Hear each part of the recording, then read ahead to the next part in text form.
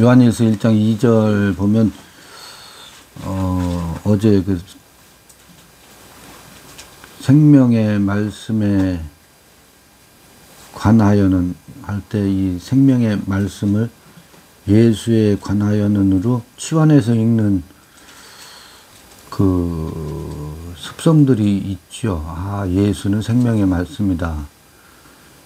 근데 그렇게 하게 되면 예수를 우상화 시켜놓고 제자들이, 그러니까 특히 요한이 예수 생전에 묵도하고 그 예수에 대해서 설명하는 것으로 읽기가 쉬운데, 이 요한이 이 생명의 말씀에 관해서 요한일서에 진술을 하는 서술을 보면 그 생전의 예수가 떠나가고 그 생전의 예수가 십자가에 달리신 후에 비로소 생전의 예수가 말씀하셨던 것들이, 그러니까 산상수훈의 말씀이 그 예수의 입에서 나왔던 그 예수의 생명의 말씀이 예수의 십자가 이후에 요한에게 비로소 그 말씀이 그러한 것으로 드러난다고요. 생전에는 그게 은혜로운 말씀이다, 권세 있는 새 교훈이다 라고 예수의 산상수훈이나 혹은 다락방 강화나 수많은 예수의 발자취 속에서 드러나는 말씀들을 생생하게 경험하고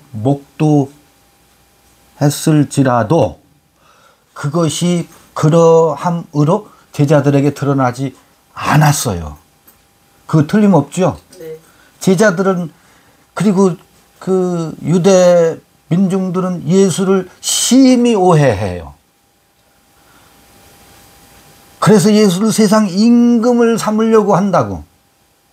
예수의 말씀을 목도하고 보고 손으로 만진 것을 통해서 오해가 깊어졌다고.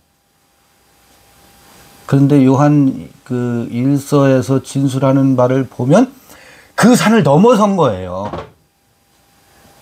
그 산을 넘어서서 그 말씀이 그러한 것이었구나가 다시 나타난다고요. 다시 나타난다고. 그래서 판례로 명확하고 확연하게 드러나고, 판례로 하고, 그 다음에 내 이 육신의 눈으로가 아니고 마음의 눈으로, 이제 여기 호라오라는 단어를 써요. 확연하게 보게 되었다라고 진술을 해요. 그리고 그 말씀이 예수의 스피커잖아요. 예수의 입에서 나온 스피커를 통해서 나온 말씀은 먼저 왔을 때는 예언으로 오고 혹은 지식으로 내게 와 있을 뿐이었는데, 그것이 손으로 만진 바라 내 안에 있는 지성소의 하나님과 지성소의 생명의 기운, 이게 신기해요. 생명의 기운이 신의 기운이에요. 이게 신자는요 생이에요. 생. 살리는 기운, 산 기운이라고. 그래서 생기, 네페시하야 네샤마의 기운이, 그 기운과 그때 그가 그렇게 말씀하셨던 것이 이 내 안의 생명의 기운과 뭐 합치가 되면서, 어제 남자 여자 또 말씀하셨는데, 정신은 남자요 우리 육체는 여자요 아내더라, 그런 말씀들 어젯밤에도 하셨잖아요. 여러분, 그때 그렇게 그가 말씀하셨던 그것이 뭐예요? 씨알로 와 있었는데 아직 뭐 하질 않았어요? 잉태하질 않았었다고. 그런데 무엇이 내 마음의 애기집, 그건 뭐 여러 가지로 볼 수 있는데 그 애기집과 생명의 기운을 휘감고 있는 마음의 애기집과 그 씨알이 만나서 드디어 무엇으로 태어나요? 의의 생명으로 태어난다고. 그래서 생명으로 태어나서 자기 존재의 말로, 자기 존재의 로고스로 드러나고 나타나기 때문에 하는 말이 생명의 말씀이라고 하는 거예요. 그 생명의 말씀이라는 것은 다른 말로 하면 자기 존재의 빛으로 드러나는 거니까. 자기 존재. 이게 내 생명이지. 이 자기 존재라고 하는 것이 육체는 다 각각 존재하고 있어요. 근데 우리 정신은 제정신이라고 다 말하고 사는데 정신 차려, 정신 좀 차려 라고 하고 살고 있는데 내 정신으로 사는 사람이 없어요. 너무 정신을 받아가지고 살지. 그래서 그 타자의 이식된 정신 있잖아요. 타자에게서 이식된 정신을 몰아내고 제정신으로 사는 것을 일컬어서 자기 존재라고 하고 그게 생명이라고 말한다고. 정신의 생명을 얘기하는 거예요. 육체도 생명이지요. 이건 육체의 생명이에요. 근데 정신이 없어. 정신이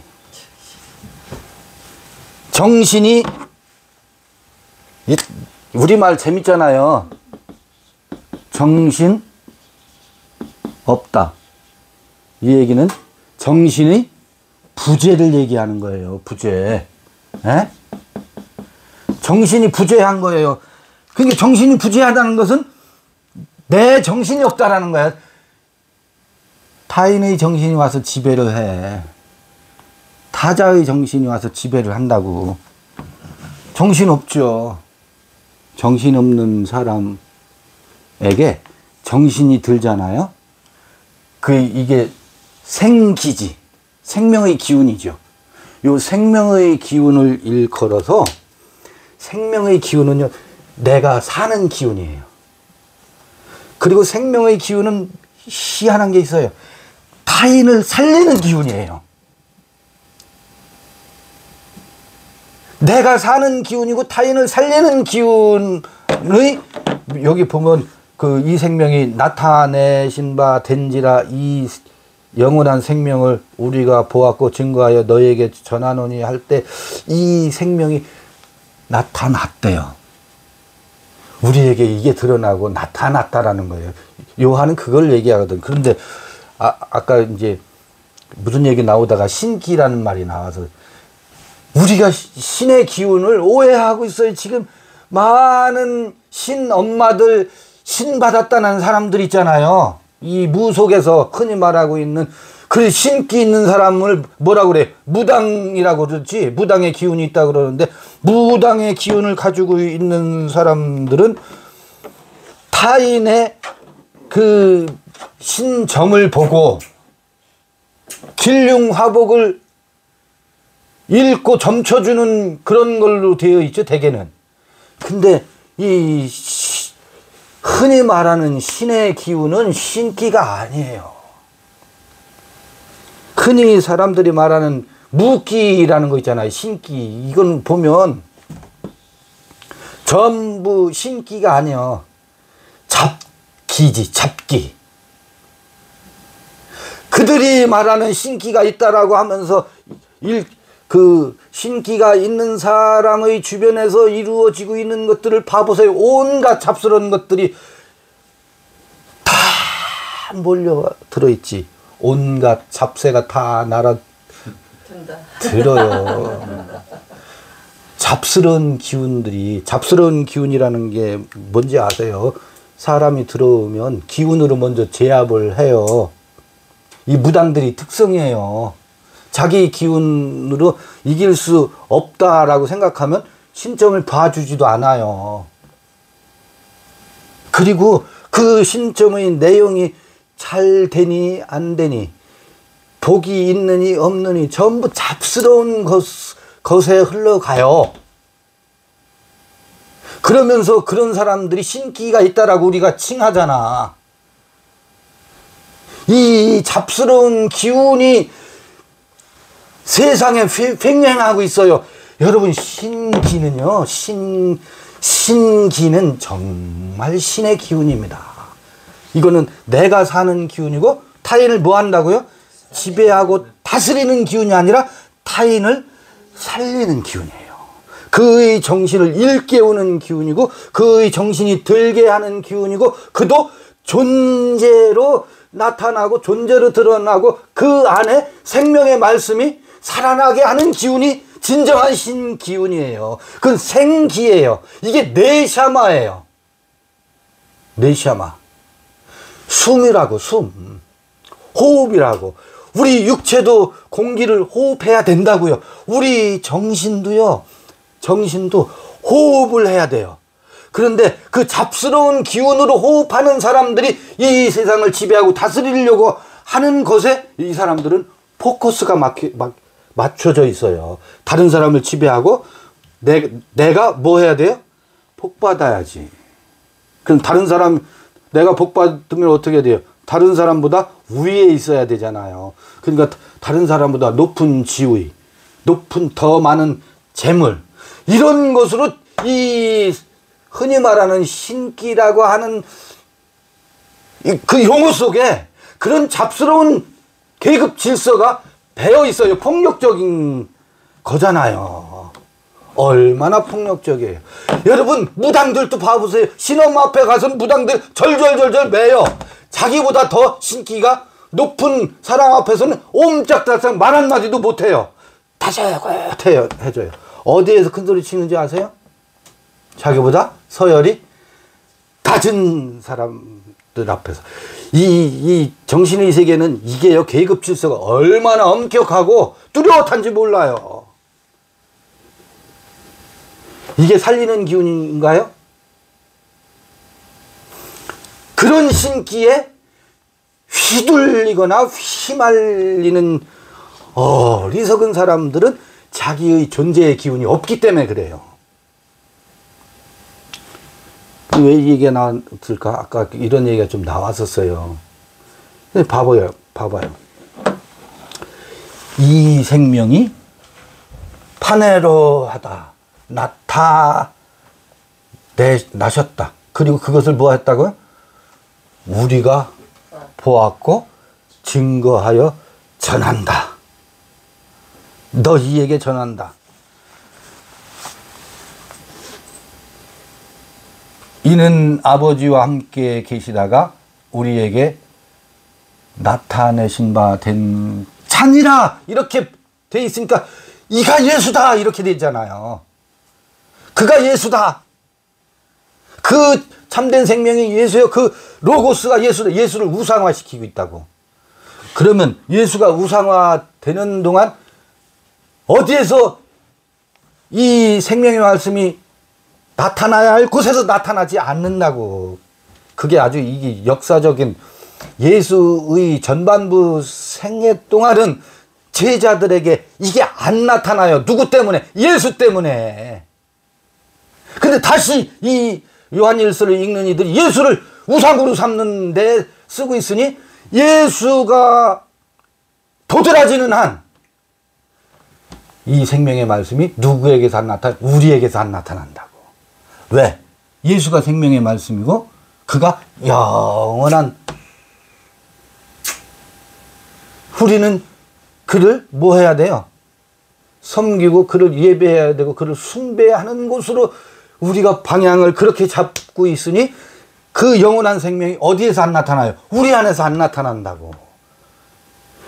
그것이 아주 이 지독한 인류의 질병입니다. 누군가를 영원한 생명으로 세우려고 하는 속성. 누군가가 영원한 생명이라고 하면 그 큰 스님이야말로 이 시대의 최고의 영험한 분이셔. 그럼 어쩌라고? 그렇게 하는 동안은요, 우리는 뭐 해야 돼? 그 영험한 분의 법문을 한번 들어야 살아. 우리에게는 뭐가 안 나타나. 이 생명의 말씀이 우리에게 차단된다고. 누군가가 영험한 사람이므로 내 앞에 전면에 등장하고 있으면, 그래서 그 예수는 그 영험한 예수를 박살냈다고요. 왜? 그 영험함이 어디에서, 그 신기가 어디에서, 그 생기가, 생명의 기운이 어디에서? 제자들에게서 나타나고 드러나야 하기 때문에. 이게 지금 이게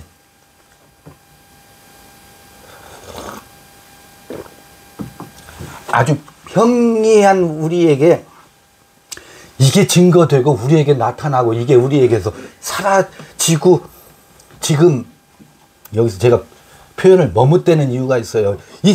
그러고 있잖아요 라고 말하면 너희들에게 나타났다고? 이런 오해의 소지가 있어서 제가 머뭇거린다. 아니에요. 우리에게 나타나요. 우리 각각이 무엇으로? 존재의 생명으로. 전하보다도 저 사람이 영험하거나 말거나 그 신의 기운이 내게서 나타나야지. 그래서 아까 그러대. 그래서 어쩐다고요? 그가 영험해서 어쩐다고? 아무개 법사가 영험해서, 그래서 나와 그게 무슨 상관인디? 생명의 기운은요, 어린 아이는 내게서 태어나야죠. 이 마구간에서 태어나야지. 그가 영험해봐야 무슨 의미가 있어요? 다른 게 아니고 우리는 각각이 존재의 생명으로, 그 다음에 생명의 말씀이 드러나서 자기 언어로 자기 말을 찾아야 돼요. 자기 말. 이게 지금 자기 말, 나란 말. 내 사전이 있어야 된다고. 내 사전. 내 언어가 있어야 된다고. 내 존재로 내게서 드러나서 내 삶은 내 삶이지 누구도 대신 못 해준다니까. 그래, 그 존재의 말씀이 누구에서 드러나야 된다고요? 내게서 드러나지 않으면 그에게서 그렇다는 것이 나와 무슨 상관인디? 그가 영험한 것하고 그것과 나와 그게 무엇이 간디? 왜 우리는 영험한 사람에게 안절부절 못하고 절절 매야 돼요? 그런 게 어딨어? 왜 그래? 이 신의 기운이 오해돼서 그래요. 누구에게 독점된 게 아니고 어떤 큰 무당에게 귀속된 게 아니에요. 이 신의 기운은 모든 만물에 깃들어 있는 신성의 기운. 요게 신의 기운은요, 이제 내가 이거 약화시킬 필요가 있어요. 이 신의 기운, 무엇을 신의 기운이라고 하느냐 하면, 그렇게 다른 사람을 제압할 수 있는 기센 여자의 기운을 신의 기운이라고 하는 게 아니고, 이 신의 기운은 이 세상에 인두껍을 쓰고 사람의 모양을 하고 있지만 그 정신은 전부 다 폭력적이고 계급지서적이고 상위의 계급에 올라가려고 하는 정글의 이 야만인의 투쟁, 만인에 대한 이 권력 투쟁의 속성이 우리에게 있어요. 이걸 뭐라고 하냐면 짐승의 기운이라고 한다고. 사람의 기운이 아니라 저 사람을 제압해서 내가 그 위에 우뚝 서려고 하는 동물적 속성이 우리 정신을 지배한다고. 거기에는 무엇을 볼 수가 없어요. 아니, 사람의 모양을 하고 있는데 사람을 볼 수가 없네. 도대체 그 정신에 깃들어 있는 그 정신의 형상을 보아하니 하나님의 형상은 고사하고 모두가 약육강식의 짐승의 형상을 하고 있어요. 사람을 찾으려 하되 사람을 볼 수가 없다고. 예루살렘이 황폐해졌는데 당아와 고슴도치와 온갖 들짐승, 산짐승들이 어디에?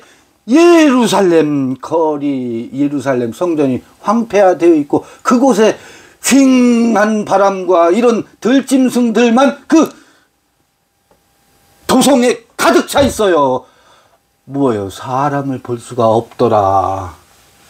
이게 우리 정신의 세계를 깊이 들여다보니 사람을 볼 수가 없는 거예요. 그래서 드디어 짐승들만 우글거리는 그곳에 누가 나타났다? 사람이 나타났다. 외계인 아니에요. 사람을 보니 짐승들이, 우리 우글거리는 짐승 떼 속에 사람을 보니 이게 얼마나 소중하고 얼마나 귀한지. 저 사람이야말로 뭐다? 신이다. 여기서 나온 말이에요.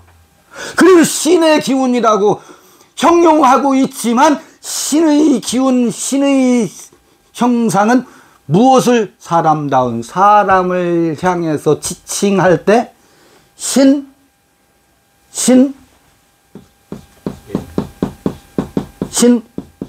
신인이다.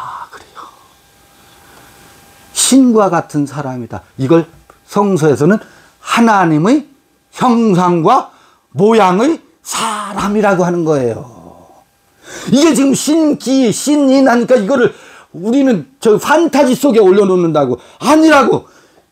그게 아니라 이거 내가 이 신이라고 써놓고 여기에 덮여있는 거품을 지금 걷어내려고 하는 거예요. 이 신의 기운은 뭐라고? 진정한 사람의 기운을 신의 기운이라고 형용하고 그렇게 이름하기 시작했던 거라고요.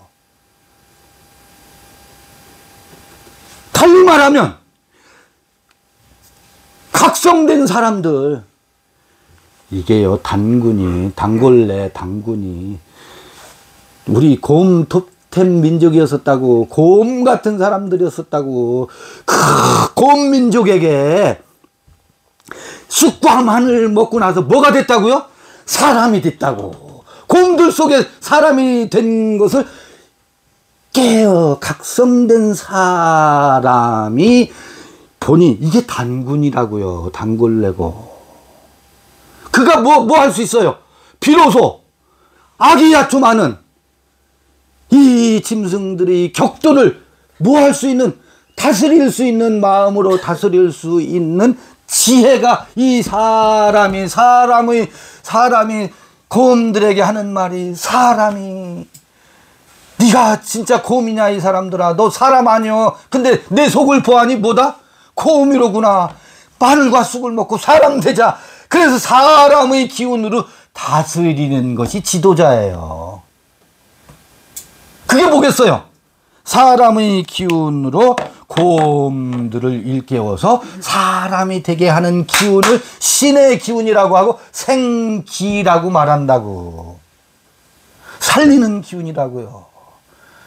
그러니까 여러분 싱겁죠? 사람이 되자 하니까. 근데 여기서 우리 신이 되자 하면 뭔가 되는 것 같죠? 신이 되자라고 하는 것은 사람이 되자는 거예요. 사람다운 사람. 그래서 이 신의 기운, 이게 데오스라는, 데오스를 복수로 하면 데오이, 신들이라고 하니까 사람들이 오해를 해요. 저놈들은 지들이 신이래. 여러분, 전지전능하신 그런 용으로 형상화된 그런 신을 말하는 게 아닙니다. 저들이 요한복음에 말씀을 받은 자를 뭐라고 했다고요? 신들이라고 하잖아요. 그때 말씀을 받은 자가 신들이라는 게 생명의 말씀, 자기 존재의 말씀이거든. 그 존재라는 뭐? 사람의 존재. 신들이라라고 했다고 요한복음에 서술하고 있잖아요. 이 신들은 비로소 사람다운 사람들이라는 얘기예요.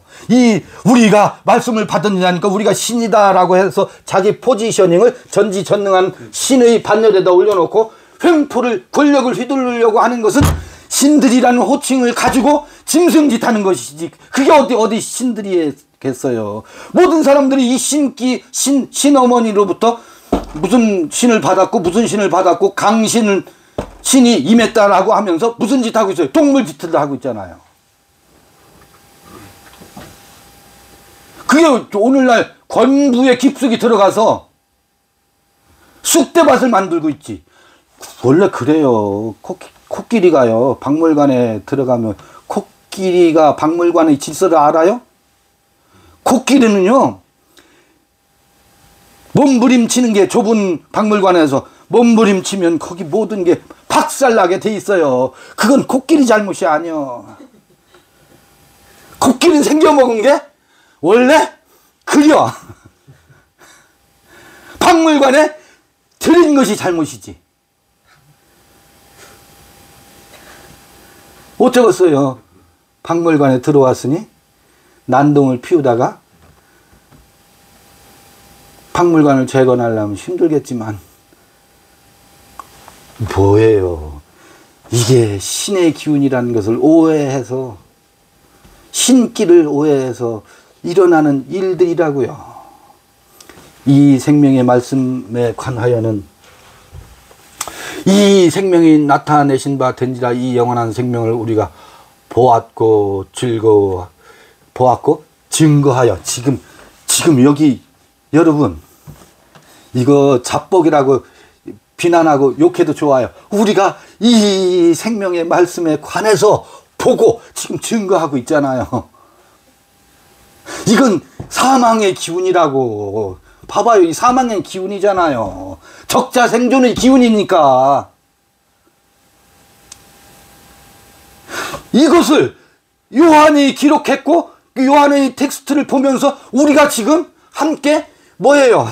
연주하면서 함께 드러내고 있잖아요. 여기 사람이 많이, 여러분, 광화문에, 여의도에 수백만, 수십만이 모여 있다고 해도 거기서 사람을 찾기가 쉬워요? 다 물러가라, 다 죽여라, 살려라. 이쪽이냐 저쪽이냐 상관없이 이쪽도 무섭고 저쪽도 무섭지 않아요? 저쪽도 무섭고 이쪽도 무서워요. 왜? 서로가 서로를 상대를 뭐하고 있으니까? 저주하고 있으니까. 저주의 기운이 난무하죠. 근데요, 이 생기가 넘쳐나는 곳은 노래 불러가면서 해야 돼요. 노래 불러가면서, 잔치를 벌이면서, 마시면서, 춤을 추면서.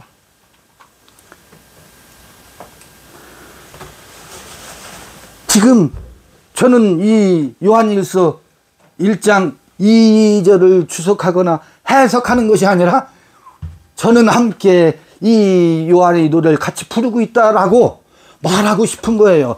사실은 제가 민망해서 쭈뼛쭈뼛 할 이유가 없어요. 내가 그란 말이냐? 내가 대오이라고? 대오이들이에요, 우리들은. 신들이라고. 자, 또 신들이라니까 또 오해할까봐. 뭐라고요? 사람들이라고. 사람이라고, 사람. 얼마나 사람을 보기가 어려우면, 사람이요, 가장 무서운 게, 어두컴컴한 골목길을 갈 때 가장 무서운 게 사람이라잖아요. 왜? 사람을 볼 수가 없고 사람의 모양을 하고 있는데 언제 그 가슴에서 흉기가 나올지 모른다고. 그들은 다 짐승들이거든. 그래서 사람을 가장 무서워한대요. 짐승들은요, 밭대기를, 요즘 멧돼지들이 밭농사 진 거를 전부 쑥대밭 만들어서 아주 농민들의 가슴을 애타게 만들잖아요.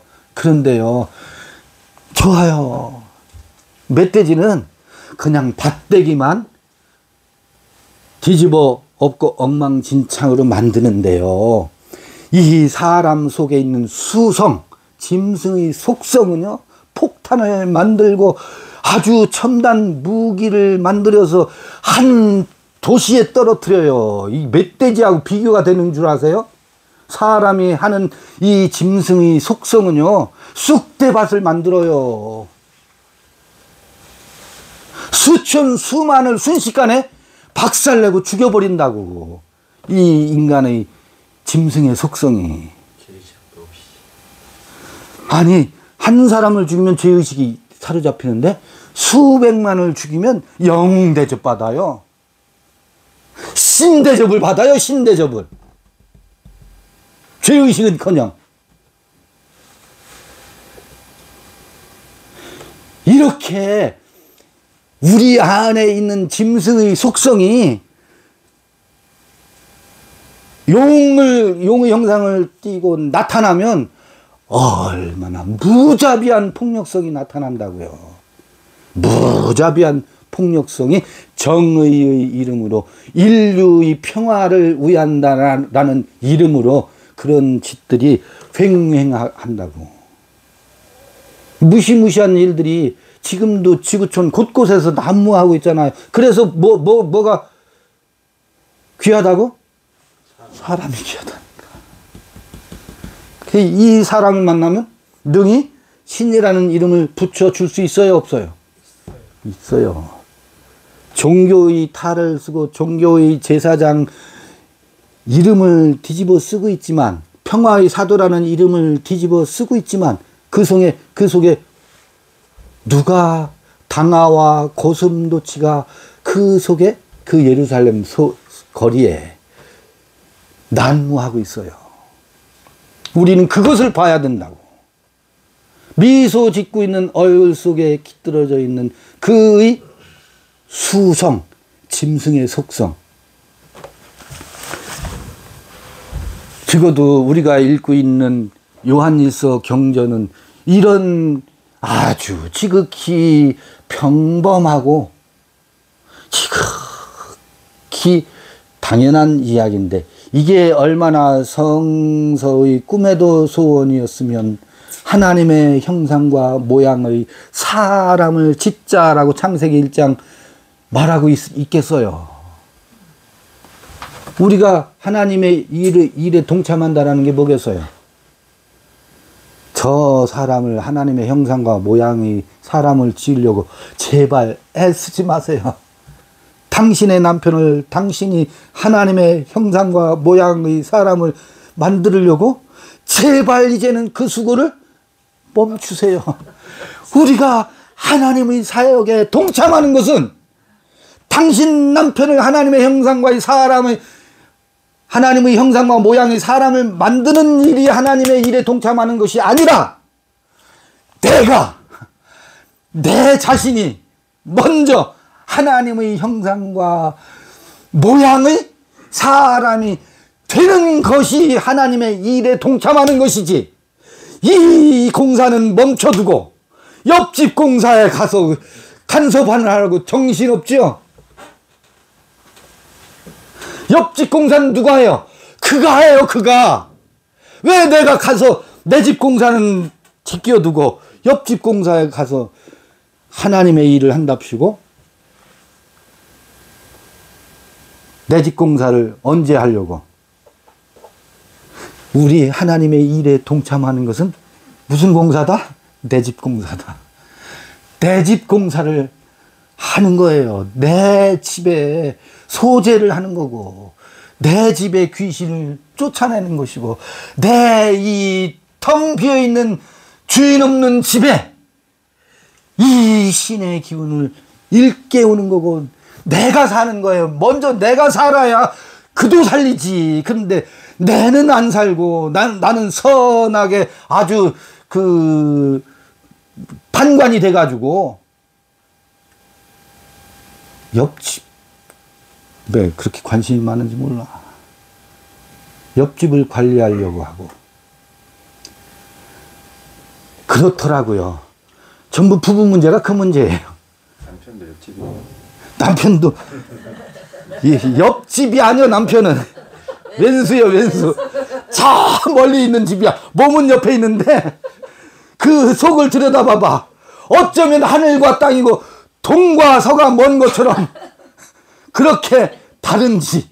몸은 옆집인데 그 마음은 옆집 남자가 더 가까워.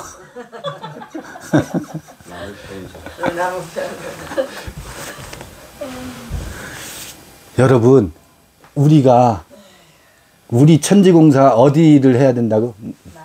내지. 이게 우리 육체를 입고 있는 동안 우리에게 주어진 과제요? 숙제입니다.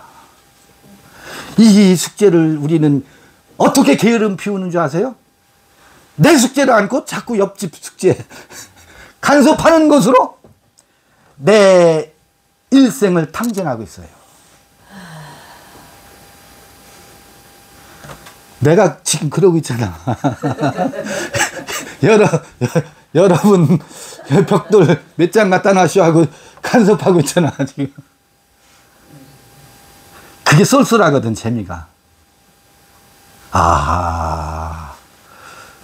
우리 인생이 한평생이 뭐 70 혹은 80, 90, 100세를 사는 동안 이 공사를 완수하고 가는 거구나. 사람으로 태어났으면 사람답게 한번 살아봐야지. 그런데 사람들은 사람답게를 착각해. 짐승의 가장 상위 질서에 있는 것을 사람답게로 오해해. 돈도 많아봐야 되고 권력도 쥐어봐야 되고 사람 위에서 군림도 해보는 것을 비로소 사람답게로 오해하고 있어요. 일단 우린 포기해야 될 게 이미 강제 퇴진당한 게 있죠. 나는 죽었다 깨나도 옆집보다 부자가 못 돼. 아니 계산해보면 내가 돈이 더 많은 것 같은데 셈 안 해보고서 보니까 저 집이 늘 돈이 더 많은 것 같잖아요. 그러니까 부자가 되는 것을 강제 포기당했잖아요. 내가 포기 안 했을 뿐이지 포기당했다고. 그러니까 그걸로 사람다우려고 하는 것을 우리 접자고요 이제. 그리고 소위 말하는 신기로 사람을 제압해가지고 내가 사람다울까 하는 것? 여러분 이제 6학년 넘어섰잖아요. 포기하자고요. 아직 5학년도 계시지만 5학년 좀 더 포기하지 말고 더 가보세요. 더 가보세요. 이거요. 해보니까 별거 아니잖아요. 근데 그 별거 아닌 것을 포기를 못하네. 순간순간 포기를 못해. 희한해. 형제들은요, 형제들 간에 그거를 서로 제압하려고. 부부가 마음 맞춰서 살려고 하는데 신혼여행 가서 여기서 지면 내가 평생 노예가 될까봐 거기서 기싸움 하잖아요. 신혼여행 갔다 돌아오면서 야, 이거 안 되겠는데. 차라리 일찍 찢어지자. 신혼여행 갔다 와서 이혼하는 경우도 기싸움 하다가 서로. 그게 사람답게 사는 게 아니에요. 보니까. 이 생명의 말씀에 관하여는 자기 존재의 자기 말에 그 생명의 말씀이 지금 판회로 나타나고 있다. 우리가 마음의 눈으로 지금 보고 있다. 저는 이 악보를 이 요한일서 1장 2절의 오선지에 기록되어 있는 이 콩나물을 보고서 지금 뭐하고 있어요? 저는 연주하고 있잖아요. 같이 노래하고 있잖아요. 이건 해석할 문제가 아니고 그러하구나. 그것이 우리 앞에 펼쳐져 있어요. 놓여 있고. 참.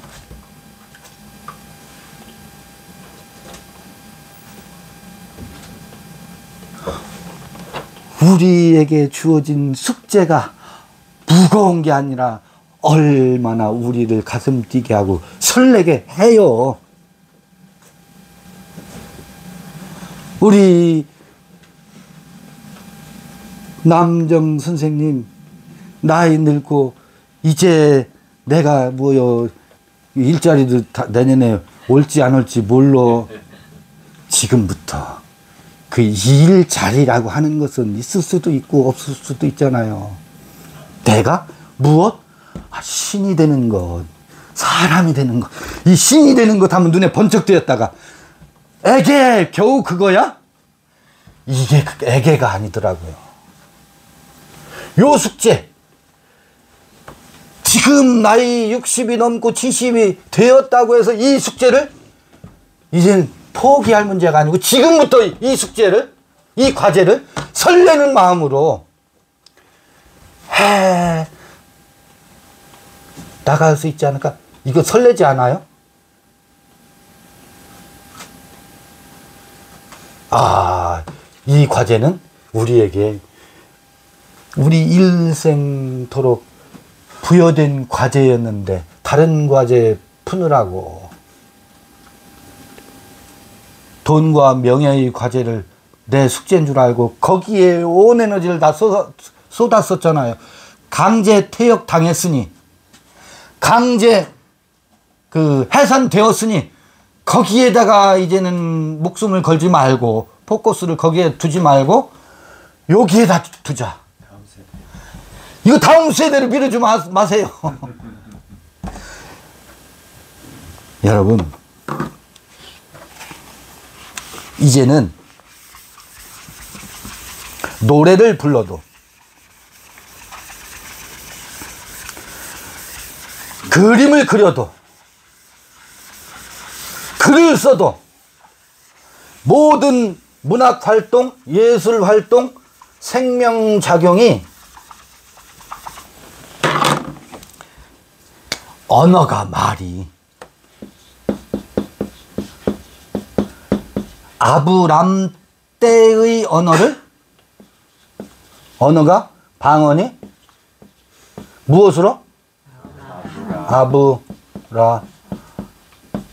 아브라함의 때 언어와 방언과 민족과 그림과 예술, 시, 문학, 건축 모든 영역에서 요때의 언어가 구원받아야 된다. 잠시 여기 격동의 시기를 거치지만 이 언어가 바뀌어야 된다고요. 여기 남정 선생님이 그림을 그리시지만 그림이 이제는 아브라함의 그림이 됐으면 좋겠어요. 시가 이때의 언어로 점철된 시는 수두룩빵빵해요.